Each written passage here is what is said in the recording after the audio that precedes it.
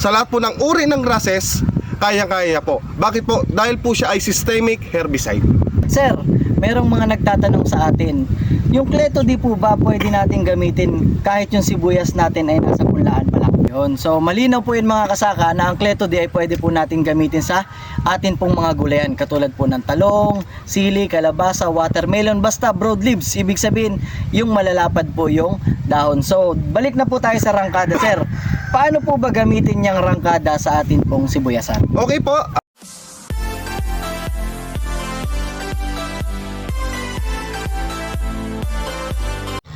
Isang magandang araw na naman po mga kasaka. Kamusta po kayo? Ako po muli ito, ang inyong agriculturist, sumasaludo sa magsasakang Pilipino para sa Pilipino. So ngayong araw po ay nandito tayo ngayon sa Barangay Batasan, dito po sa bayan ng San Jose, dito po sa probinsya ng Occidental Mindoro. At nakikita nyo po, dito po sa aming likuran, dito sa aming background ay ang taniman ng sibuyas. At isa po sa mga problema natin sa ating pong pagtatanim ng sibuyas ay ang napakamapaminsalang damo at kaagaw ng mga nutrients na inilalagay natin sa ating sibuyas. So ngayon po ay ipapakilala namin sa inyo ang produkto ng Ezertec Corporation para puksain po ang mga damo sa ating sibuyasan. Kasama ko po si Sir Mark Anthony Bianya para ipakilala sa atin, ituro kung paano gamitin, ilan ang dosage na ating gagamitin at ilang beses kada season i-apply ang Cleto D at rangkada. So, Sir Anton, unahin muna natin ang Cleto D rangkada. Paano ba ito ginagamit sa sibuyasan?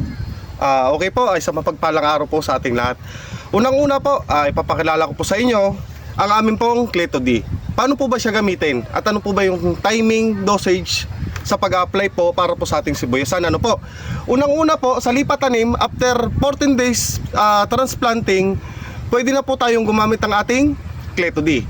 Basta mapansin po natin, 2 to 3 leaves po ang damo. Tapos ang dosage naman po natin, 25 hanggang 30 ml per knapsack sprayer. Ano po? Ngayon po, ilang beses po ba siyang gamitin? Ngayon po sa paggamit naman po natin sa ating pong pandamo, karaniwang practices po ng ating pong mga farmers dito, every patubig po. Pero sa ang ating pong protocol, hanggang 2 or 3 beses lang po tayo pwedeng gumamit. Sa lahat po ng uri ng grasses, kaya-kaya po. Bakit po? Dahil po siya ay systemic herbicide. Okay po? Yun. So, yun po pala yung kagandahan ng Cleto D. At sir, merong mga nagtatanong sa atin, yung Cleto D po ba pwede natin gamitin kahit yung sibuyas natin ay nasa punlaan pa lang? Yes po sir, pwede po. Basta po, ang dosage po natin hanggang 20 or 25 ml lang po sa punlaan. Ngayon, anong edad po naman ng sibuyas? Ang edad naman po ng ating sibuyas sa punlaan, hanggang 12 to 15 days lang po siya sa punlaan. Ayun, at bago natin ituloy-tuloy dito sa rangkada naman, yung isang kanyang partner, ano po, laging magkasama po itong Cleto D at saka rangkada kung kayo po ay gagamit ito. Sir, yung Cleto D rangkada, merong part ng lugar dito sa Calabarzon ay ginagamit din ito sa gulay. Pwede po ba yun sa gulay? Sa Cleto D rangkada po, ang may rekomenda lang po namin ay ang amin pong Cleto D. Pero pag ginamit po kasi natin ng ating rangkada, pati po kasi ang gulay kaya niya pong patayin. Bakit? Kasi part po siya ng family ng broadleaves or sedges po. Yun. So malinaw po yun mga kasaka na ang Cleto D ay pwede po natin gamitin sa atin pong mga gulayan katulad po ng talong, sili, kalabasa, watermelon, basta broadleaves. Ibig sabihin yung malalapad po yung dahon. So balik na po tayo sa rangkada, sir. Paano po ba gamitin yung rangkada sa atin pong sibuyasan? Okay po, next po natin si rangkada po ng Ezertec. Si rangkada po natin ay contact herbicide. Ano po ibig sabihin pag contact herbicide? Ano po?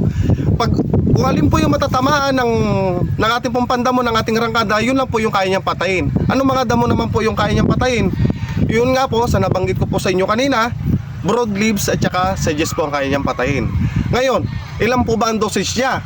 Ito po kasing Cleto D at rangkada mag-asawa po ito. Ngayon, pag pinagsama po siya, ang dosage po ng ating rangkada sa lipat tanim ay 10 to 20 ml per knapsack sprayer. Ito po ay good for 1 hectare. Okay po? Ayun. So, kung kayo po ay bibili ng Cleto D, ay lagi pong kasama ang rangkada dahil ito po ay partner. Mas maganda na ang pagsamahin natin, sir, is rangkada Cleto D kesa sa bibili tayo ng Cleto D tapos bili tayo ng ibang brand. Yes po, mas mainam po kasi kaya po nag-create si Ezertec ng herbicide po na para sa sibuyas, itong rangkada Cleto D na mag-asawa para hindi na po tayo mag-iba-iba ng gamit. Para hindi na tayo bumili ng ibang brand. So yun po mga kasaka. Kung meron po kayong mga katanungan, pwede po kayo mag-comment sa ating comment section. At syempre, sir, saan available ito dito sa Occidental Mindoro? Ngayon po, available po tayo sa lahat ng uri ng mga ng agri-supply.